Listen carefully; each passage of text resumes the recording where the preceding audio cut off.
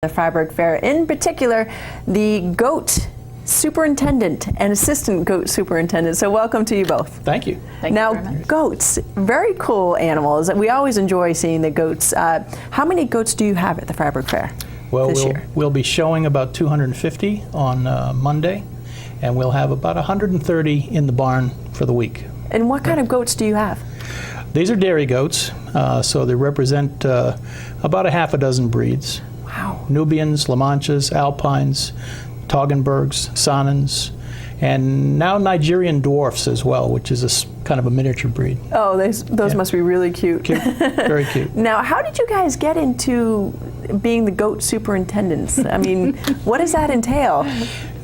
Many years ago, we farmed, and we started to raise some Nubian goats and started to do a little showing. And when Fryeburg Fair started their own dairy goat show back in 1983, we exhibited animals there for the first 3 years.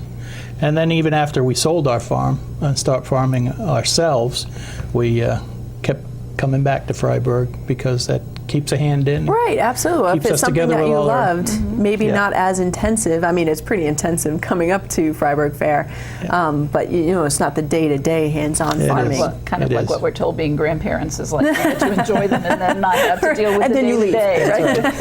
Right? So Marilyn, how did you get into it? You started with the farm as well? Mostly I was married to him. You married the old goat. Okay. Indeed, yes.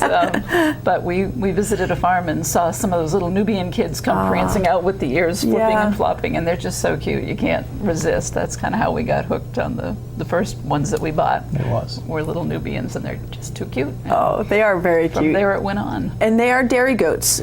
So do you actually drink the milk, or do you make products with them? Drink the milk.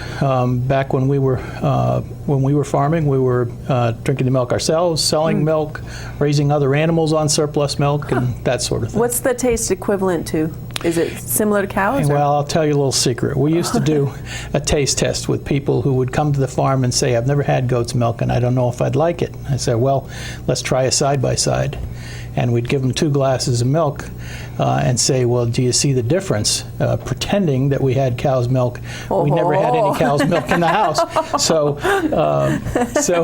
a little trickery involved. But the point is that folks really didn't see the difference. As long as the milk is filtered and cooled and handled correctly, then there shouldn't be a noticeable difference. Okay. Yeah. And not only is it drinkable, but a lot of people use it in products as well. Because I know Jen from, what's her, Garden Dreams, something? Yeah, goat cheeses have become. And goat cheese, yeah. And then a lot of people make goat lotions and goat soaps and goat, variety of cosmetic type products with it as well. So. Great. And then you go in from dairy, you have the fiber goats and you have the meat goats, and those are also all included in that list that you gave us. Yeah, well, we do have some meat goats on display. It's a breed called Boer, which originated in South Africa.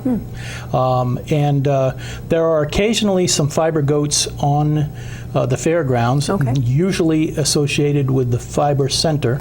So this is particularly dairy. That's the Yanban. The Yanban. There are occasionally some fiber goats down in that area. So you guys really are focused on the dairy in that area. Okay. And you have a couple shows coming up. We do. One is 4-H and one is non-4-H. So can you tell me a little bit about those? Right. 4-H show is at 1 o'clock on Sunday. Okay. And like tomorrow, Sunday? Yes. Okay. Probably 20 to 25 young exhibitors. Oh, great. Strutting their stuff. And the 4-H, how does that work? These kids get goats when they're, what do you call a baby goat, a kid? Yeah, a kids kid. Get kids? Yes. Yes, and some of them, after they've been at it for a few years, have some rather remarkably strong herds of their own that belong to them. It's amazing to see kids develop their skills and learn. Yeah, it teaches responsibility and learning. But there are other youngsters who don't have the facilities to have a goat of their own, and they are able to lease a goat from their 4-H leader often, and then show that goat, but not if And they so they can't go have it to at a home. farm? Right. So they go to a farm. They go often to periodic club meetings that meet. The 4-H club might meet weekly or monthly and learn about the animals, learn about their care, and then the culmination of all that is when they're able to bring them to the fair and show them in the 4-H show. Because it has been a strong presence at the fair. I've always noticed the 4-H there. So that show's tomorrow at 1 for the goats. Yep. And then you also have a non-4-H show. Right, that's called the Open Show, and it's sponsored by the American Dairy Goat Association, sanctioned by that group. So we have to hire a judge who's licensed by that outfit, and we'll have about 250 animals this year. Now, So- why show a goat? Like, what is there prize money involved? Is it for breeding purposes? Yes, there is prize money. There's also for folks who win a championship in a breed, there's an opportunity to take what they call legs on championships, which once you have 3 of those, you have what's called a permanent champion, and you put a little CH out in front of the animal's name, and it's kind of boosts, yes, right. It kind of it boosts the value of the animal and also of the animal's offspring. So, Okay, and you said that there are standards that the American Dairy Goat Association Right. has set standards similar to what people associate with AKC registered species Yeah. of dog, but for goats, and it's a little more like dairy cattle. dairy actually. cattle. Okay, Yeah. Yeah. so they come Same in. They, basic scorecard. oh, okay, Yeah. great. And so that shows on Monday. What time? That'll be starting at 8 o'clock At 8 and o'clock in going the morning? all day Okay. long. All right, great. If we're lucky, we get home in time for supper. Oh my goodness, that's a long day. Now, when is the Dairy Goat Barn open? It's open all day, every one of the 8 days of the fair. Okay. By like 7 o'clock in the morning. Okay, and so until early 9 enough. o'clock at night. Oh my goodness, this is going to be a great week, and I'm so glad at least we have a great start for weather. Yes. We do. This weekend is Beautiful. just Yep. it's supposed to be gorgeous, and hopefully it carries through all week. Yep. Is there anything else that you guys wanted to get out there before?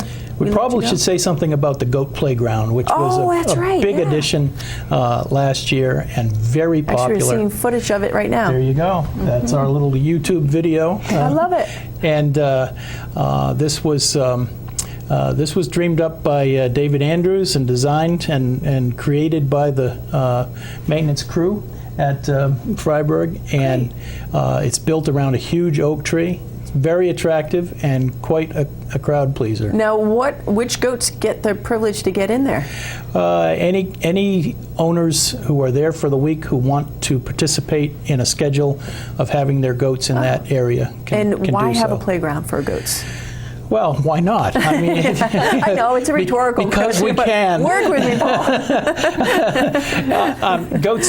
Goats are curious, and goats love to climb up on things and cavort. And we kind of say that it works because goats have a natural curiosity and an overwhelming desire to get high.